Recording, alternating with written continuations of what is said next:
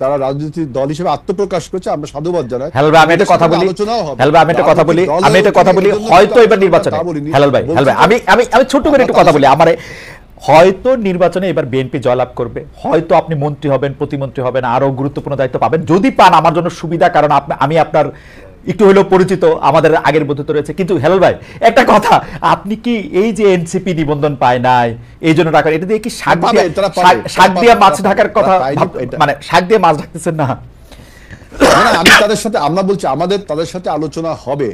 আপনার যেহেতু আমরা আমাদের সাথে যে অন্য রাজনৈতিক দল 17 বছর আমরা রাজনীতি করেছি, তাদের সাথে ধারাবাহিকভাবে হচ্ছে, একটা পর্যায়ে এনসিপির সাথে আলোচনা হবে, তাদের সাথে হবে না তা বলনি। আমি বলছি তারা এখনো একটা সোশ্যাল শক্তি, সোশ্যাল ইনফ্লুয়েন্সার হিসেবে এখনো রয়েছে, রাজনৈতিক দল হিসেবে আত্মপ্রকাশ করেছে। তারা এখনো রাজনৈতিক ঘোষণাপত্র, কর্মসূচি, ইডিওলজি এইসব এখনো তারা দেয়নি।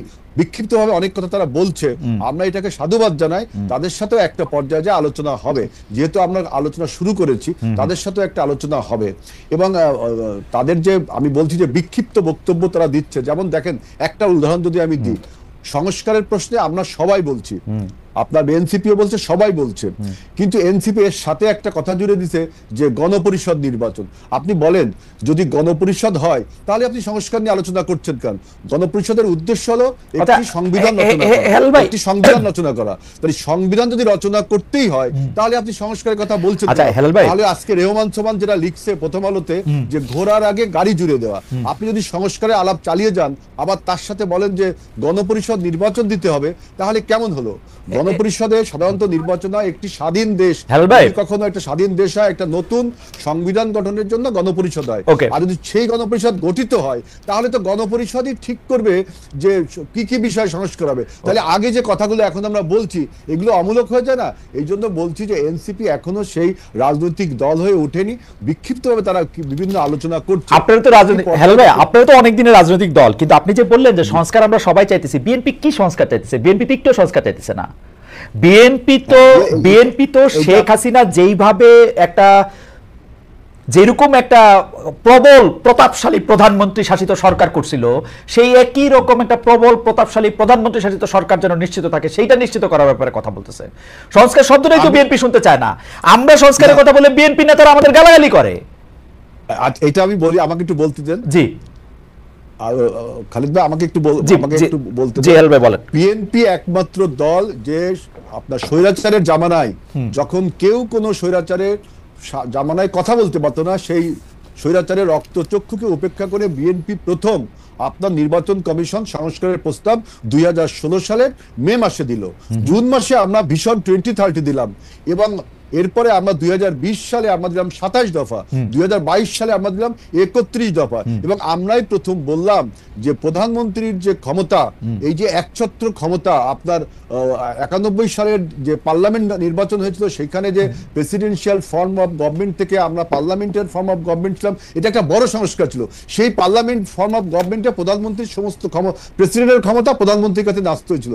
তারপর থেকে এটা নিয়ে রাজনীতিবিদরা আলোচনা করেনি। এখন আমরাই প্রথম বলছি যে প্রধানমন্ত্রীর ক্ষমতাকে চেক অ্যান্ড ব্যালেন্স করার জন্য।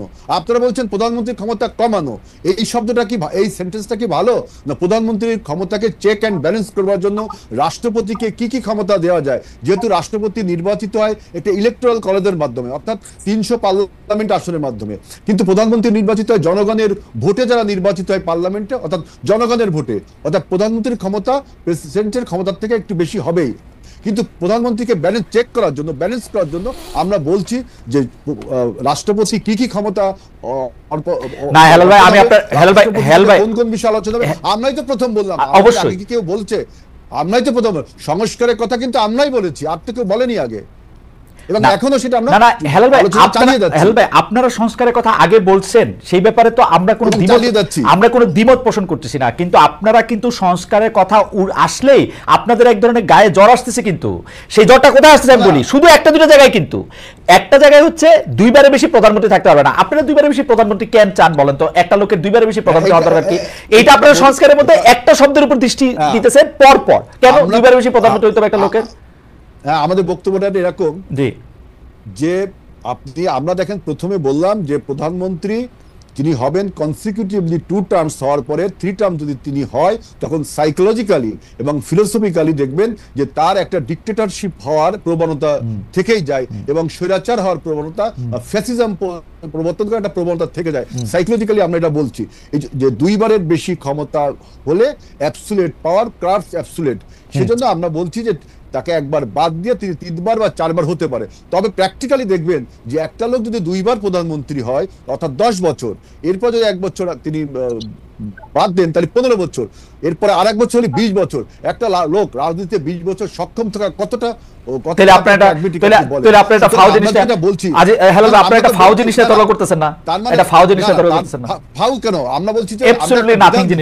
যদি তিনি 2 বছরের 2 বার থাকতে পারে, তাই 3 বার থাকতে পারবে না, কারণ সাইকোলজিক্যালি তার মধ্যে ফ্যাসিজমের একটা প্রবণতা লক্ষ্য করা যায়। এই জন্য আমরা বলছি, কিন্তু আপনি একজন লোক যদি সক্ষম থাকে 3 বারের পরে 4 বারের পর, তখন তো তার অধিকারকে আপনি খর্ব করতে পারেন না। এই জন্য আমরা বলছি 2 বারের পরে তাকে 1 বার বা 2 বার তাকে আপনার রেস্ট নিতে হবে। আমার মনে হয় যে আপনারা এটা কেন করতেছেন, এটা আপনারা একটু জাতির সামনে, জনগণের সামনে, আমাদের সামনে আরেকটু ভালো করে বুঝায় বললে আমরা তো আর অবুঝ না। আমি একবারের জন্য বুঝতে পারছি না। আমরাই কিন্তু বললাম যে 2 কনসিকিউটিভলি 2 বার তিনি থাকতে পারেন, এরপর থাকতে পারবেন না। সুতরাং এটার সাথে কোনো বিরোধ আমি দেখি না। তাহলে এটা বাদ দিলে কি হয়? পরপর 2 বার না থেকে পরপর 2 বার করলে কি হয়? না, আপনাদেরটা আপনি যেটা বলছেন এটা আপনার ভিউজ। আমাদের